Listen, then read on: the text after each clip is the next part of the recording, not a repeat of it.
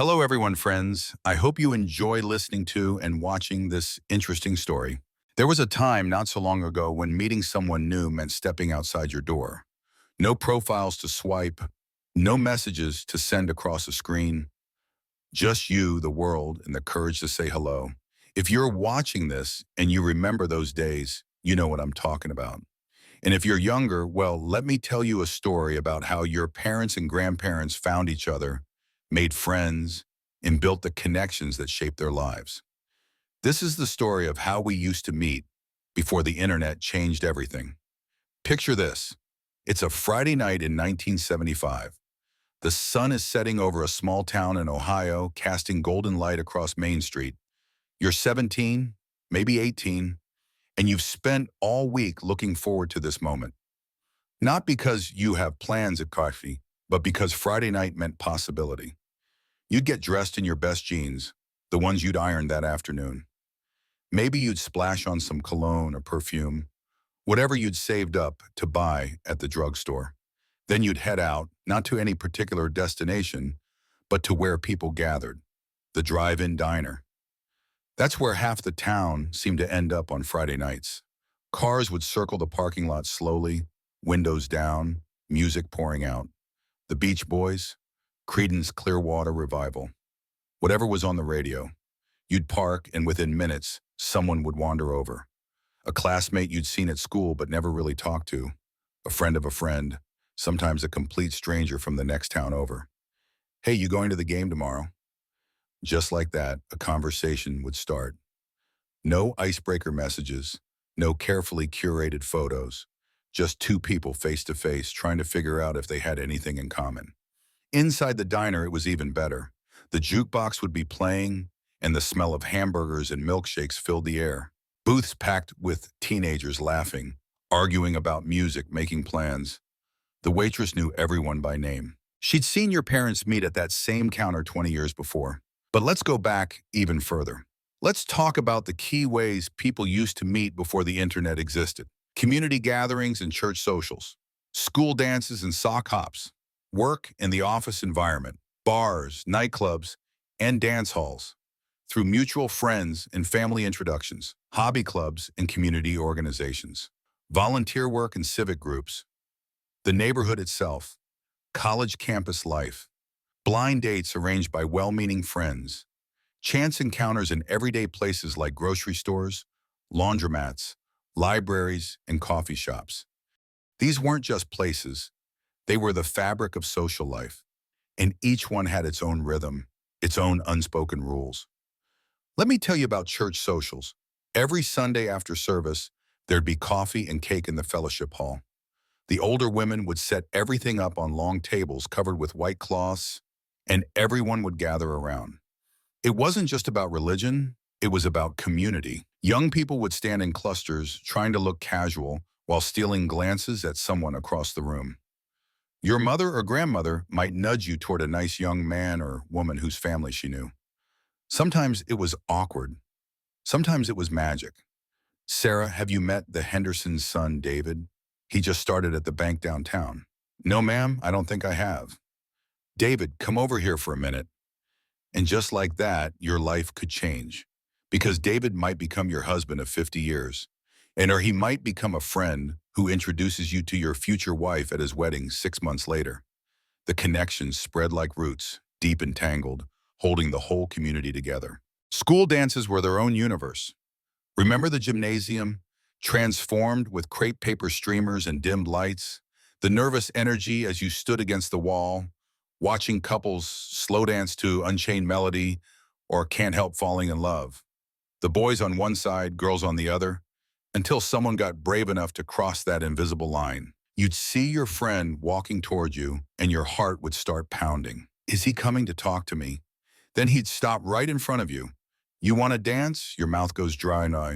You nod. His hand is sweaty when he takes yours. You can barely hear the music over your own heartbeat. You step on his foot. He apologizes even though it was your fault.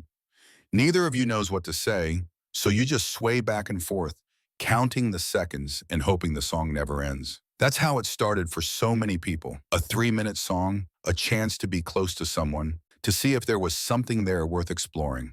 The office was another world entirely. You'd start a new job, and on your first day, someone would offer to show you around, where to eat lunch, how to work the coffee maker, which boss to avoid on Monday mornings. That person might become your best friend or your spouse. There were no rules against workplace romances back then, or at least not like today. People spent 40, 50 hours a week together. They saw each other at their best and worst. They celebrated birthdays with sheet cake in the break room and commiserated over difficult projects. Romance grew slowly, naturally, over months of shared coffee, breaks, and conversations. Working late again, Linda? Always. You? Yeah, these reports are killing me. You want to grab a drink after? I know a place around the corner. That's all it took. An invitation, a moment of courage, and if Linda said yes, who knows where it might lead. Bars and nightclubs were where people went when they wanted to be seen. The music was loud, the lights were low, and everyone was looking for something. Maybe just a good time. Maybe something more. You'd go with a group of friends, safety in numbers. The women would hit the dance floor first, moving to Motown, to disco, to rock and roll. The men would watch from the bar, nursing beers, working up the nerve to approach. Sometimes a woman would make the first move, crossing the room with confidence, asking a shy guy if he wanted to dance. The next morning, you'd call your best friend and tell them everything, every word exchanged, every look, every moment where you thought maybe, just maybe, this could be the one. And then there were the blind dates. Oh, the blind dates. Your best friend would call you up. I know someone perfect for you. I don't know, Janet. The last blind date you set me up on, the guy talked about his coin collection for 2 hours. This one's different. I promise.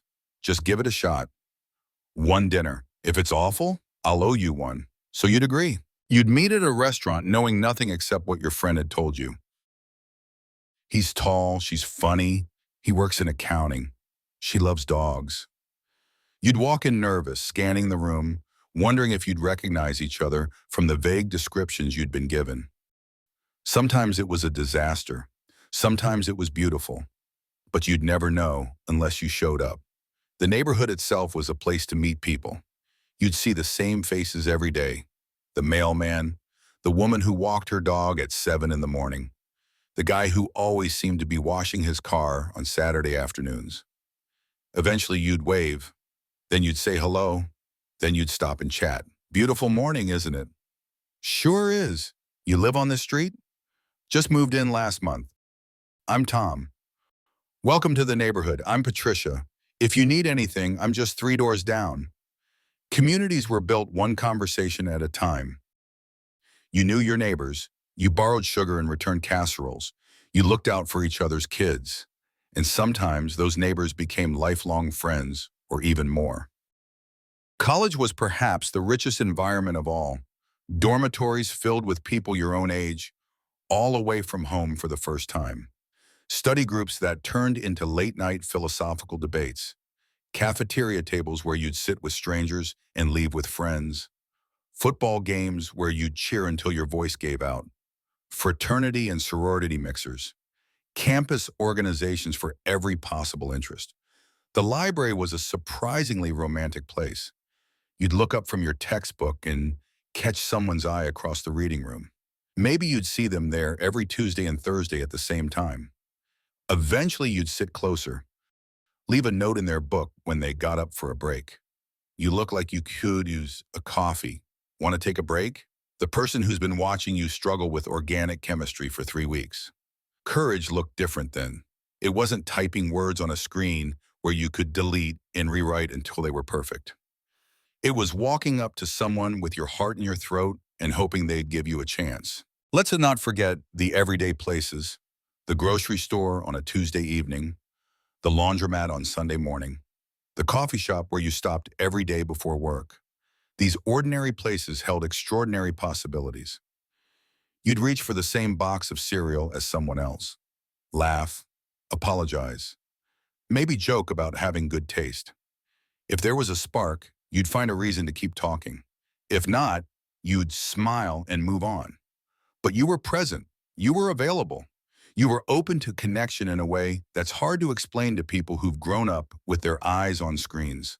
The bus, the train, the park bench, waiting in line at the bank. Anywhere people gathered, connections could form. You just had to be paying attention. Now, I know what some of you might be thinking. It wasn't always easy. There was rejection. There was heartbreak. There were misunderstandings and missed connections. People who were too shy or lived in small towns where everyone already knew everyone. People who didn't fit the mold and found it harder to connect. But there was something about that world that we've lost. An openness, a willingness to be vulnerable in person. You couldn't hide behind a screen. You couldn't ghost someone by just not responding to a message. When you met someone face to face, you were fully there. Present, real. The risk was higher, yes, but so was the reward. Think about all the stories you've heard from people of that generation. Your parents who met at a wedding where they were both in the bridal party.